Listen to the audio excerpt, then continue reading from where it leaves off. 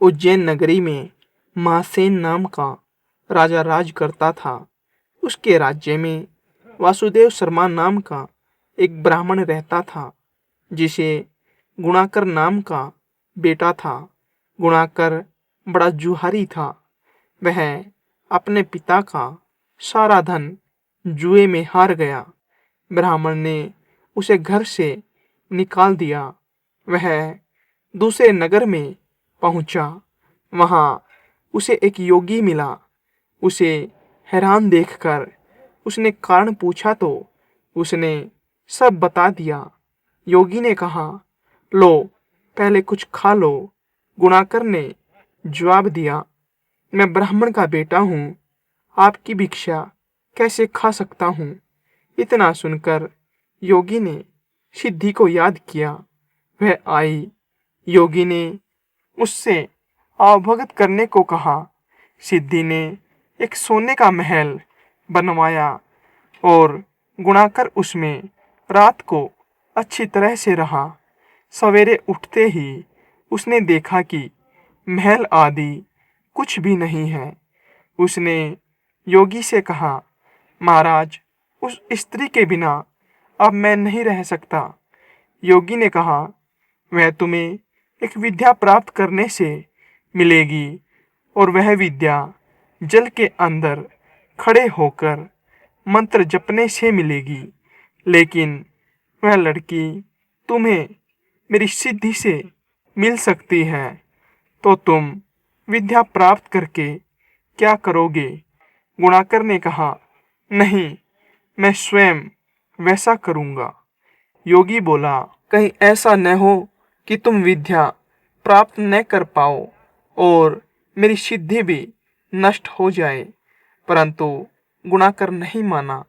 योगी ने उसे नदी के किनारे ले जाकर मंत्र बता दिए और कहा कि जब तुम जप करते हुए माया से मोहित होंगे, तब मैं तुझ पर अपनी विद्या का प्रयोग करूंगा। उस समय तुम अग्नि में प्रवेश कर जाना। गुणाकर जप करने लगा। जब वह माया से एकदम मोहित हो गया तो देखता क्या है कि वह किसी ब्राह्मण के बेटे के रूप में पैदा हुआ है। उसका ब्याह हो गया।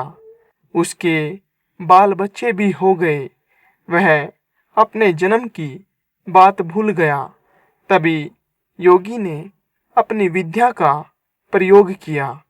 गुणाकर माया रहित होकर अग्नि में प्रवेश करने को तैयार हुआ। उसी समय उसने देखा कि उसे मरता देख उसके माँ बाप और दूसरे लोग रो रहे हैं और उसे आग में जाने से रोक रहे हैं। गुणाकर ने सोचा कि मेरे मरने पर ये सब भी मर जाएंगे और पता नहीं कि योगी की बात सच हो या न हो। इस तरह सोचता हुआ वह आग में घुसा। तब आग ठंडी हो गई और माया भी शांत हो गई। गुणाकर चकित होकर योगी के पास आया और उसे सारा हाल बता दिया। योगी ने कहा, मालूम होता है कि तुम्हारे करने में कोई कसर रह गई। योगी ने स्वयं सिद्धि को याद किया, लेकिन वह नहीं आई। इस तरह योगी और गुणाकर दोनों की विद्या नष्ट हो गई। इतनी कथा कहकर बेताल ने पूछा, राजन, यह बताओ कि दोनों की विद्या क्यों नष्ट हो गई? राजा बोला, इसका जवाब साफ है। निर्मल और शुद्ध संकल्प करने से ही सिद्धि प्राप्त होती है।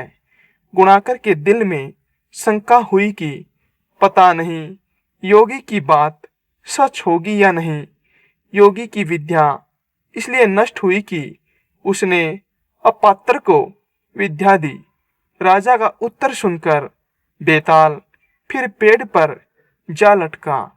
राजा वहां गया और उसे लेकर दोबारा चला तो उसने 19वीं कहानी सुनाना शुरू किया, जो आपको अगली वीडियो में सुनने को मिलेगी।